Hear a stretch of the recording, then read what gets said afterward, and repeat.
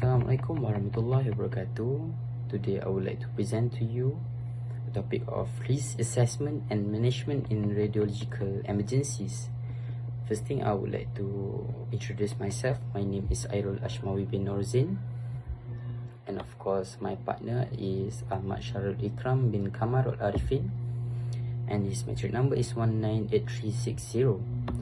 Without wasting any time, I would like to move to the introduction, which is background of study. Risk is considered to be the chance or possibility of incurring loss or a negative event happening that may cause injury to patients or medical practitioners. Various causes of risk leading to harm and injury in radiology departments and radiation emergencies can result from accident when using radioactive material or from deliberate activities intend to harm others. Example of radiation emergencies include dirty bombs, nuclear explosion, or accident at any radiology facilities. On a worldwide basis, both nuclear and radiological accidents are infrequent when compared with events involving other hazardous materials such as chemicals. Despite their low frequency, nuclear and radiological events generate high level of public consent and political engagement at local, national, and international levels. During a radiation emergencies, the main goal is to keep your exposure to radiation as low as possible. Significant accidents at nuclear installation include Minskill, UK 1957, 3 Mile Island, USA 1979, Chernobyl, Ukraine 1986, Tokaimura, Japan 1999, and Fukushima, Japan 2011. Incident involving significant radiation exposure to radioactive source include exposure of people to abandoned sources, which is New Delhi, India in 2010, occupational accident in Chile 2005, and medical overexposure at Epinal, France in 2004. Concern regarding potential malicious use of radioactive and nuclear material have increased with the heightened awareness of international terrorism, where a variety of radiation and nuclear scenarios can be postulated. The poisoning of Alexander Litvinenko with polonium-210 in London 2006 emphasized the need for radiation emergency planning to be developed using a cross-sector flexible approach so that response mechanism can be adapted easily and quickly to enhance public health protection and maintains public confidence. So we move to the purpose of study.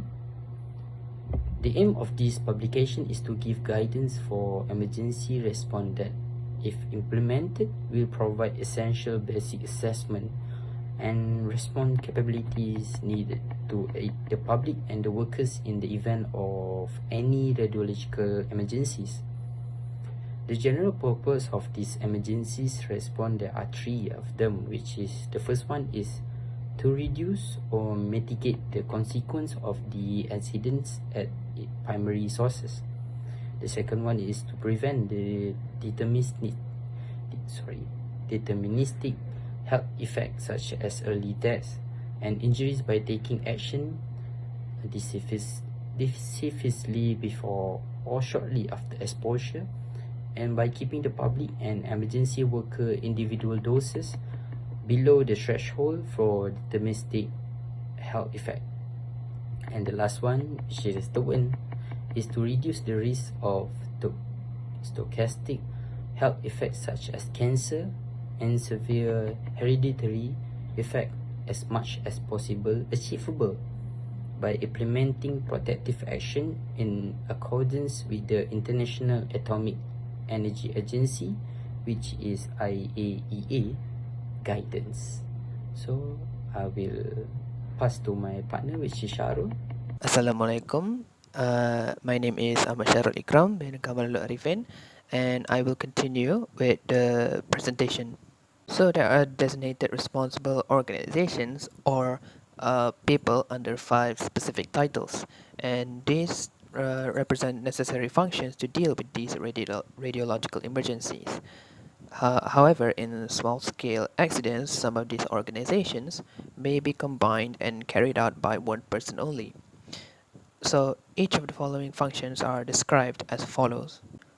First up, we have the response initiator, which this person initiates the formal response and has the authority to do so after being notified of a particular accident. So, for instance, at a facility where radioactive sources, radioactive materials, or radioactive generators are used, the response initiator may be the duty officer, the radiation safety officer, or even a responsible laboratory supervisor. The response initiator responsibility is getting basic information of the emergency, providing initial advice to the caller, and notifying the emergency manager. Speaking of the emergency manager, this organization is in charge of the overall strategic management of the emergency response. They manage the priorities and the safety of the public and emergency workers, ensuring that all suitable resources have been activated and establish communications with emergency personnel at the scene. They will also often be the primary spokesperson of the scene. Next up, we have the first responder, which is basically the first person that comes on the scene, and usually this is the first person or team to arrive at the scene of an accident with a vital role to play in the accident response.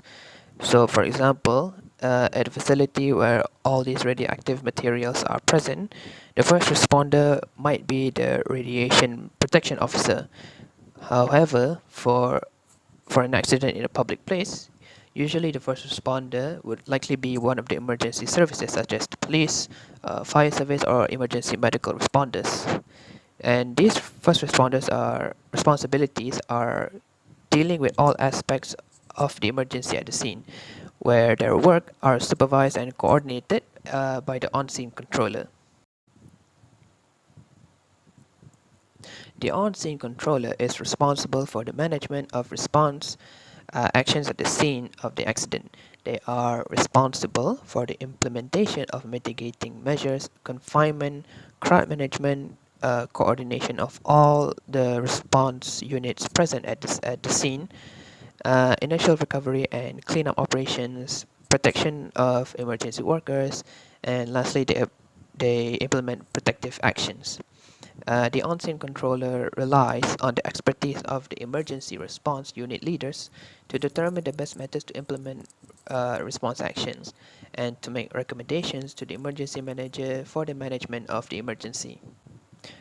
Radiological assessors are usually held by the most senior member of the team of radiological professionals sent to the scene of an accident to assess the situation, to assess the radiological hazards, provide radiation protection for the first responders, and make recommendations to the on-scene controller uh, on protective actions that should be taken.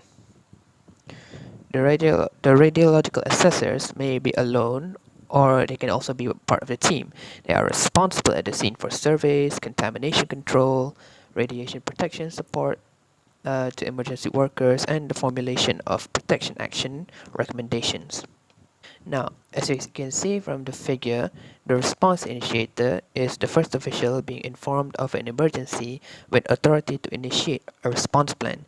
Now, this can be brought back to the emergency manager where they are appointed in charge of overall emergency response. Now, the on-scene controller is usually the senior member of the first responder team, and they can uh, bring back to the first responder or the radiological assessor. The first responder, the first response or team to arrive at the scene of an accident with an official role to play in the accident response, and these can be the police, fire service, facility responder, or even the emergency medical responder. For the radiological assessor, these are usually senior members of a particular radiological professionals or assessment team sent to the scene of an accident. And these are usually radiological assessment teams and in laboratories. So that is all for our presentation. I hope this gives you a little bit of insight of the risk management and assessments in radiological emergencies. That is all. Thank you.